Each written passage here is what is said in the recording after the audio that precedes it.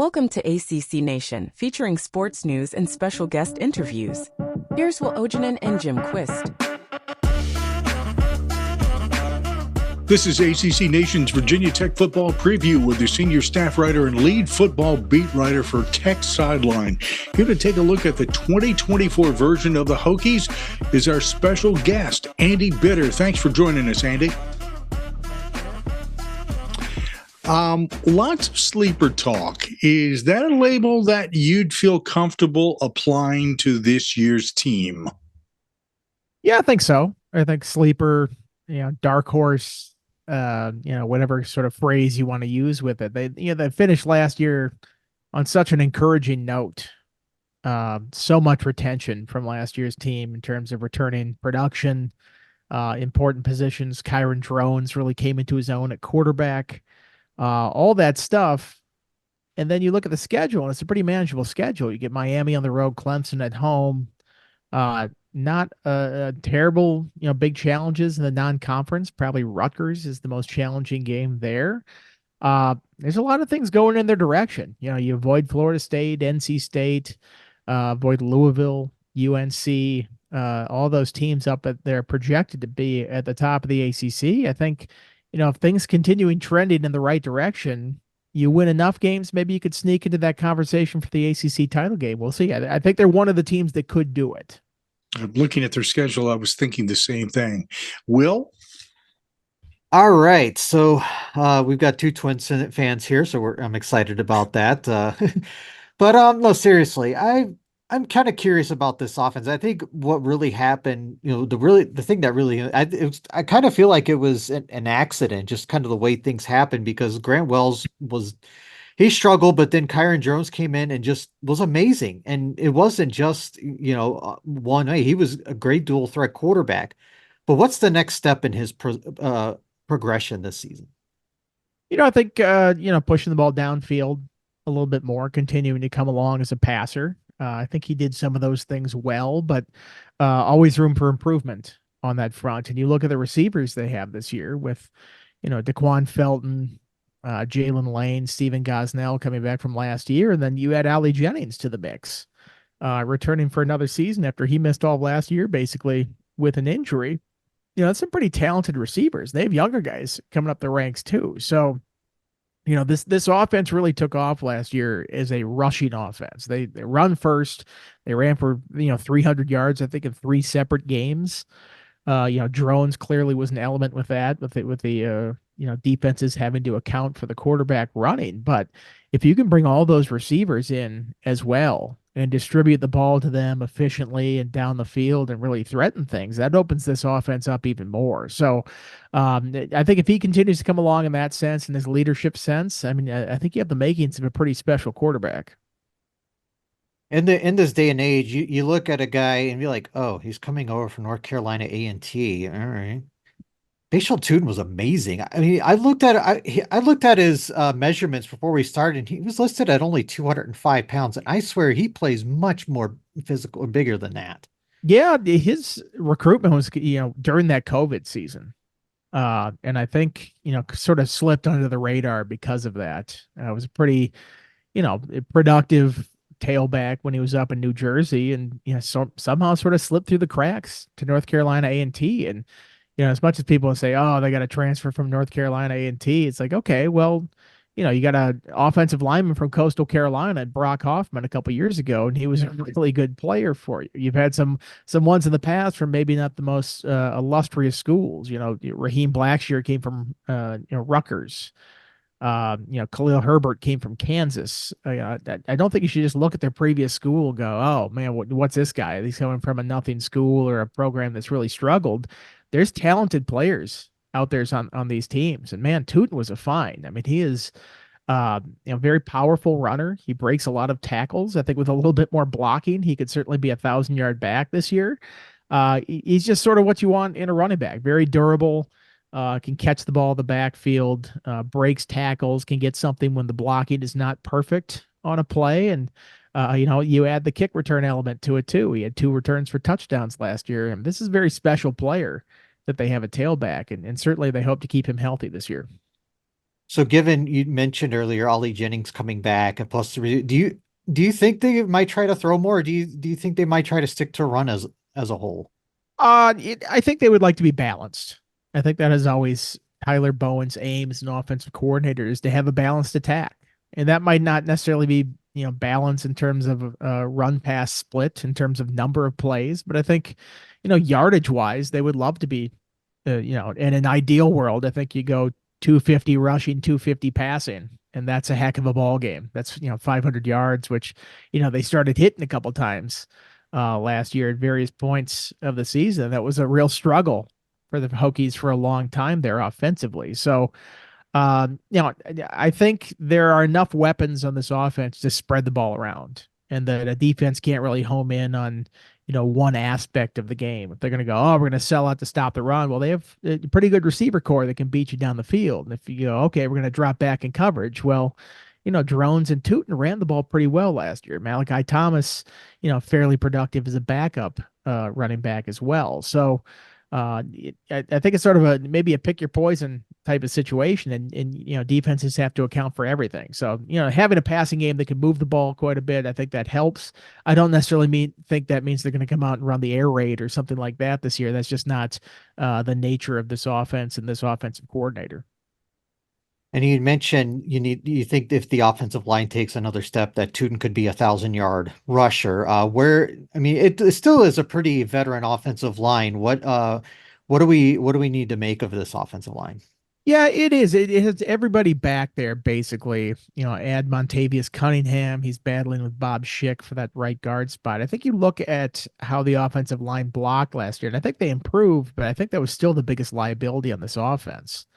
I'm no offensive line expert, but I do follow the Pro Football Focus grades, however accurate those things are. And the offensive line was, always consistently the lowest graded group on the offense. Even when they had a couple 300-yard games, not the greatest marks for the O-line. And maybe people attribute that to, the scheme and misdirection and accounting for drones in the running game, however you want to do it. I think the offensive line played a role in that.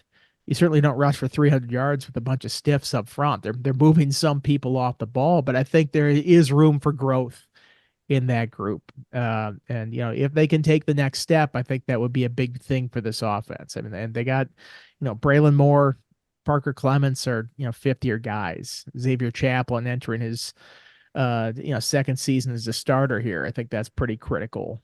You have a little bit more depth. If somebody's not pulling their weight necessarily, you have guys on the bench, Laith Ganem, Brody Meadows, Montavious Cunningham could be a starter there. I think that's something they haven't necessarily had in the past. So, I think that's an improving group. I think it can be better. But I think the key to this offensive success is how far that group comes this year. I kept looking for somebody that was brought in from the transfer portal for that offensive line to say, okay, we realize maybe we're not as deep here as we'd like to be, so we're going to bring in a couple of people to help shore that up.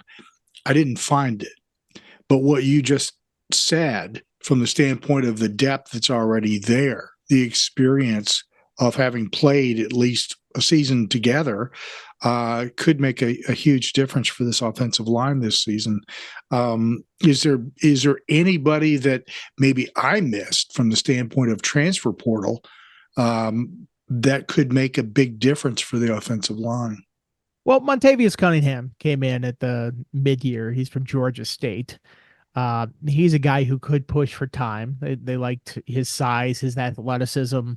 I think still adjusting for moving from tackle to guard in the spring. I think they like him more as an interior lineman here at Virginia Tech.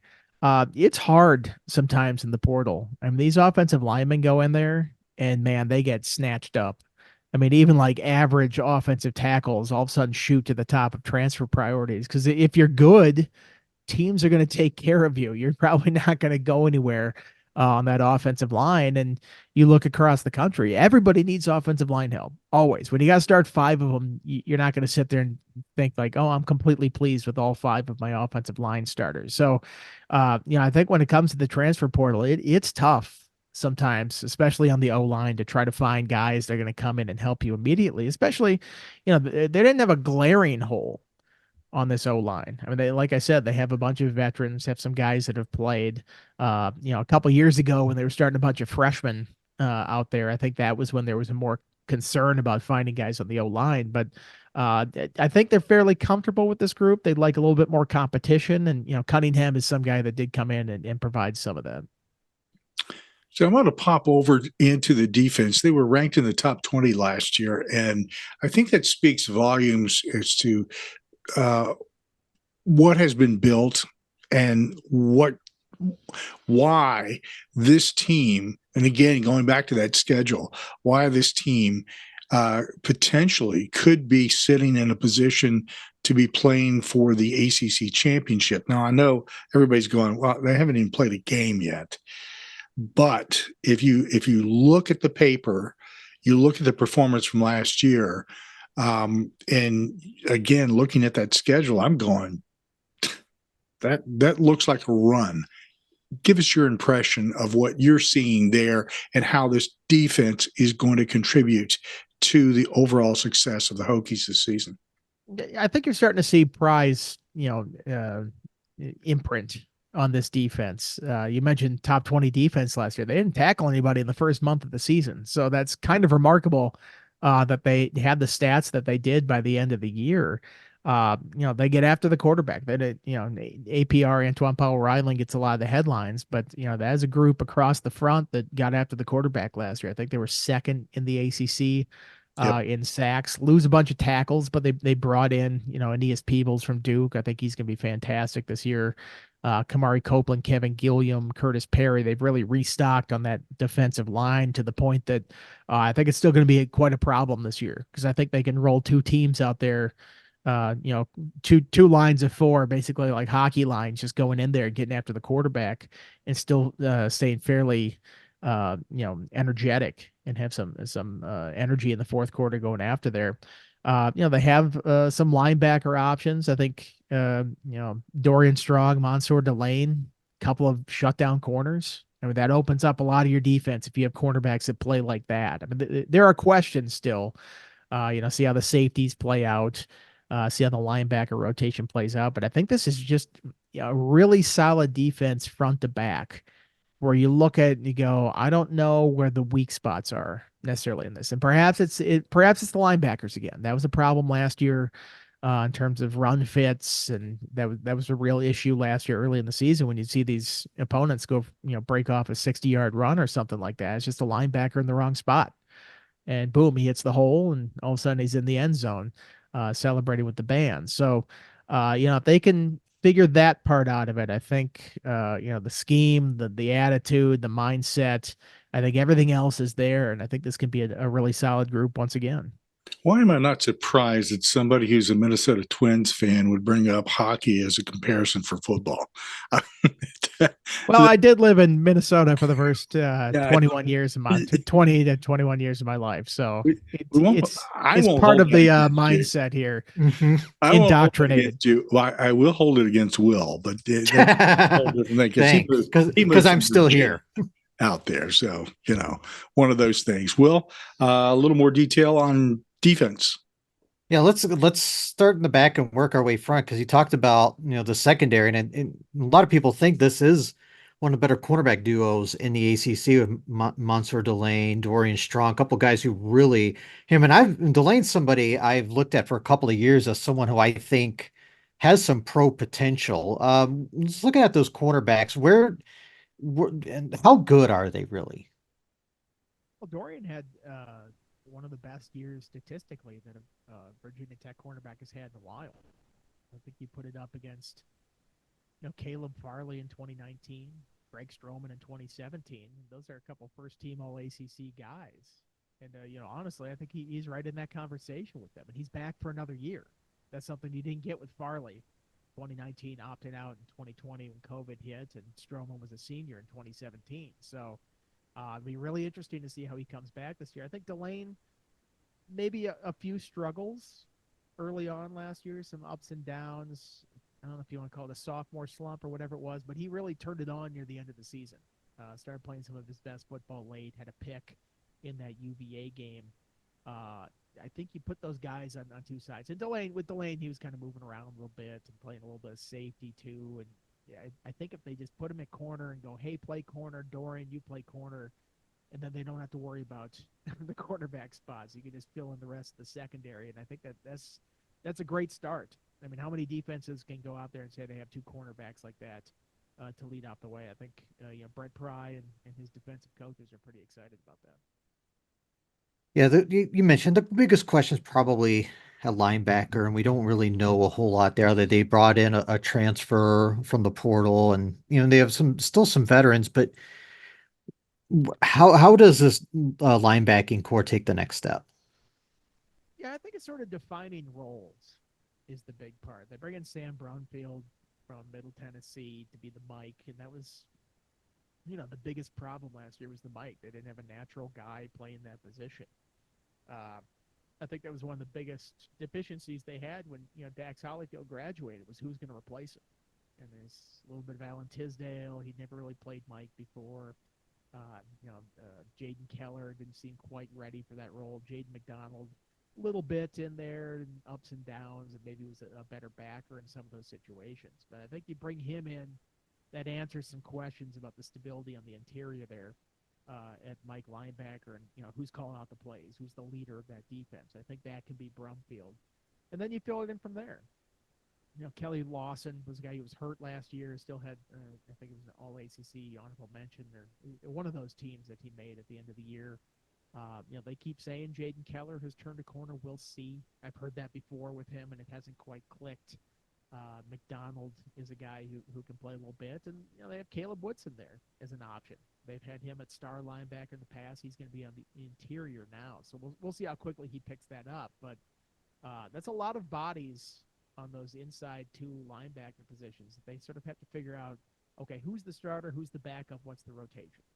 Because it doesn't feel like you can just keep rotating those guys in, willy-nilly on the inside. You kind of have some sort of playing together, camaraderie, understanding where the other one's going to be without necessarily, verbalizing that all the time. There's sort of that second nature aspect to it. So I think the sooner they can solve that and figure out that rotation, the better the inside of that defense is going to be.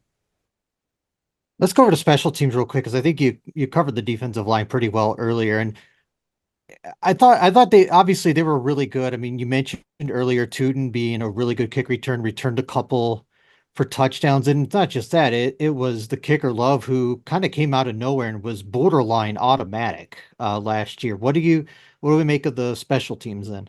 I think they have a chance to be great on special teams. You mentioned Tootin. Sounds like Tucker Holloway might miss most, if not all, of the season with an injury, but they have Jalen Lane, who, a couple years ago at Middle Tennessee was a top 10 guy in punt returns nationally. He took one back last year in relief against Boston College. He got brought back because of a penalty, but he showed that ability in that spot. So I think they're really set at the return spots. Kicking wise, John Love, like you mentioned, came on strong, maybe a little bit of a slow start last year, but he really became consistent. Had a pretty good streak going there, field goals made. And, Peter Moore will be entering his third year as the punter here. There's a lot of experience there. Kyle Lowe on kickoffs, pretty good touchback rate from him. So, when you look at this team with all the kickers, all the returners that they have, and obviously you have to fill in the coverage teams, and that's something they're going to sort out here in the preseason, especially now that they get all the freshman enrollees and fill out the roster and see who you're going to have. I think there's a chance this could be a pretty special teams unit. That's something that has served Virginia Tech well in the past. If they can get back to that, that takes a little bit of the pressure off the offense, defense to do everything on the field if you can make some plays in those special team spots. Let's talk about this schedule. I'm intrigued by this because I keep looking at it, and I'm amazed actually that I'm not going to say it's a breeze by any stretch of the imagination, but it certainly is very, very favorable for the Hokies this season, and it puts them in a pretty good position as they've been rebuilding the team to start adding a number of of wins into that column and to build further for the future. I think it puts them in a great position to help with recruiting, especially. Um, give us your reaction to this schedule overall and where you see the most challenges. Yeah, I think it's pretty favorable. I mean, if you're gonna set up a non-conference schedule, I think this is the one you want for a team at this moment. I mean, they should be favored in every one of those games. You know, if you're picking an SEC team to play, you're going to choose Vanderbilt. I know it's on the road and it's the opener, and weird things happen in the opener, but that's the one you would choose. And I know ODU, bad things have happened in Norfolk for this team in the past, but that's a team they should be prohibitive favorites against. Just, you know, the talent of the two rosters right now. And after that, you get Marshall at home, you get Rutgers at home. Those are two teams that beat them last year on the road. I think there's an element of, you know, revenge that has to be on the Hokies' mind in a couple of those games. But I look at those 4 games in the non-conference, and I don't see any game where they should be underdogs. That doesn't mean they're going to win everyone, but I think they could. I think it would be disappointing, in fact, if they didn't go 4-0 in those games. Then you get into the meat of the ACC schedule, and you know, I mentioned it before, who they miss and who they get. The ACC is so big now that those schedule disparities are a big deal. I mean, you don't play half the league at this point. And if you miss the right half of the league, that could be a ticket to Charlotte if you take care of your business. And, you know, they get a real test right off the bat. I think that's going to be, you know, at Miami at the end of September. I think that's a real challenge. And, you know, can you go down there and win? You know, that was the question about this team last year. Can they beat a team on the road? And they finally proved that they could do that at the end of the year. Okay, now can you beat a good team on the road? Because, you know, you beat Boston College, which is, you know, middle of the pack. I know they made a bowl game. They won it, but it, you know, wasn't a great team. Then beating Virginia, nothing new for Virginia Tech to go up to Charlottesville and win a game there. So I want to see them beat somebody quality. And Miami certainly would be a quality team on the road to start the ACC play. And after that, you know, there's some tricks along the way. You have a long trip to Stanford. You know, you go to Syracuse, which is always sort of a house of horrors for Virginia Tech. You know, I think Georgia Tech at home is not a gimme necessarily. That team is pretty good, and you never quite know what version you're going to get of them. And obviously the big one, Clemson at home in November. I think all eyes will be on that. But, you know, 5-3, 6-2. I think it's very there. Maybe better than that if they can pull off a win in some of these. I think it just sets up very well. And then you have Duke, Virginia at the tail end of it. So, like I said, it's a very manageable schedule. You miss the top 3 teams from last year: Florida State, NC State, Louisville. You don't play SMU. You don't play North Carolina. Just a lot of teams that you know, very fortunate not to play this year, or games that could be closer if they would get matched up with them. So. Yeah, I think the opportunity is there. That's why I keep calling this team a dark horse. And then, you know, everybody's, Virginia Tech's gonna be back. I got to see them do it first before I really believe it, because I've been, you know, duped into thinking, you know, Virginia Tech was getting back to the level it was before. But I think the promise is there for this team if they can go out and do it. I want to get your reaction to this, because I've seen way too early top 25 polls that have Virginia Tech in the top 25. Reasonable? Yeah, because I mean, I did the AP poll one year. I was a voter for 1 year on it. And here's the secret about the AP polls. Once you get after 17, 18, it's all the same until you get to like 45.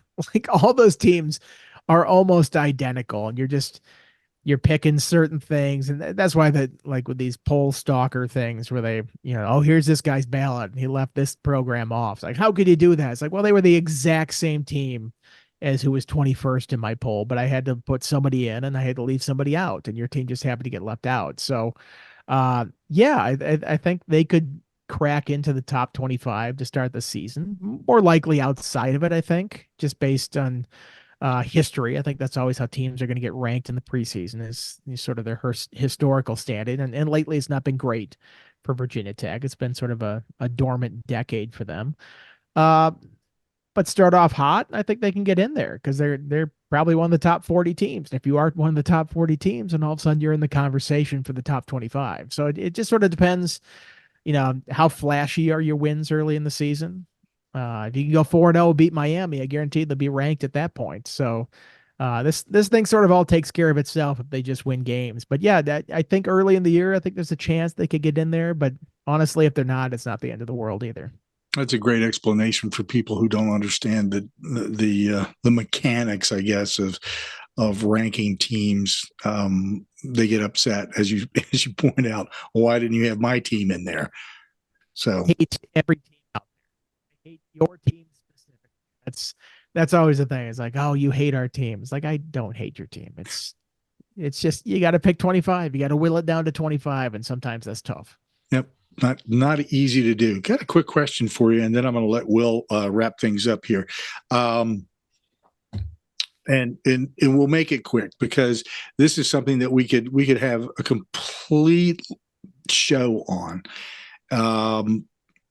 Realignment and how you're viewing all some of the nonsense and the chatter that's going on around the ACC right now. Any just thoughts, just off the top of your head?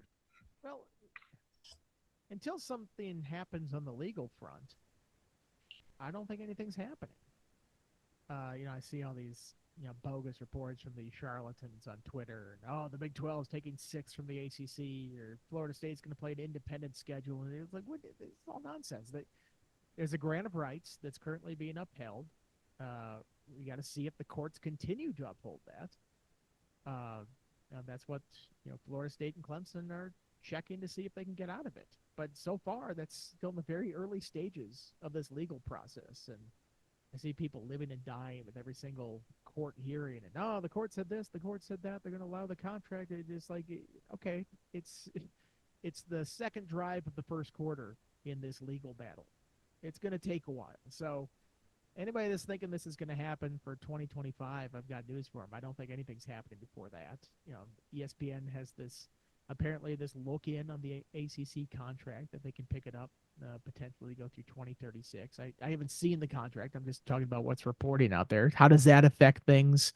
How does that affect the grant of rights? But, until somebody can legally get around the grant of rights or get out of it or change what the status quo is, it's going to be a while before anybody changes conferences. And I don't, the SEC and the Big Ten have not played a game at their current size. They've expanded up to these huge conferences. They don't know what it's like to play with a 18 team Big Ten, or what is the SEC now? 16? I think it's 16. ACC's at this weird 17 number. I mean, these are big, unwieldy conferences that presents a problem in scheduling. You miss half the league every year. I think some of these leagues maybe would like to try it out for a little while, see how 18 works. Is this going to be a problem in the future? Why do you want to continue to get bigger before? So I know realignment is that is like the traffic driver. Everybody loves it. Everybody loves talking about it because it gets headlines and people click on that stuff. But I think sometimes the fantasy aspect of that gets ahead of the reality.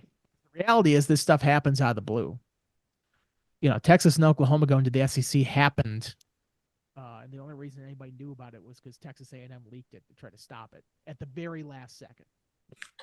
USC and UCLA went to the Big Ten out of the blue. I mean, it's just like, boom, they dropped it on us in July, just out of nowhere. So all these people saying, this is happening, this is going to happen 5 months from now. It's like, I'd be skeptical of that because typically there's a very small circle of people that know about this stuff, and the ones that do aren't talking about it. Good answer. Will. Okay, final question from me. We've talked about a lot of different players tonight. Is there someone we have not mentioned that you think could be a candidate for a big season? It could be on either side of the ball. People haven't mentioned Keontae Jenkins. I think he's the star linebacker, outside linebacker in the defense. He's played that position for 2 years now under Brent Pry. It was a safety previously. They moved him down closer to the line. He's sort of that hybrid position where he can cover, he can make tackles in the backfield. He battled a shoulder injury for a lot of last year. I think that's why you saw Caleb Woodson play so much, and why Keontae couldn't finish some of the games that he was in, just struggling through that shoulder issue. But man, he's experienced. He's got a versatile skill set. I think he's got the right frame of mind as a defensive player. He's a pretty a humble guy. He doesn't get too high on himself or big headed, anything like that. I think all that together is a pretty good package, and I think that's an important position in this defense. And I think he plays it pretty well. All right, sir. I really appreciate you coming on. ACC Nation's Virginia Tech football preview. Senior staff writer and lead football beat writer for Tech Sideline, Andy Bitter. Thank you, sir, so much for joining us. Give us a good inside look at what's going on with the Hokies and a lot more. Thanks for listening to ACC Nation. Be sure to listen, like and subscribe to our podcast, radio, and YouTube channels by visiting accnation.net. Follow us on Instagram, X, Facebook, Mastodon, Threads, Blue Sky and Reddit at ACC Nation.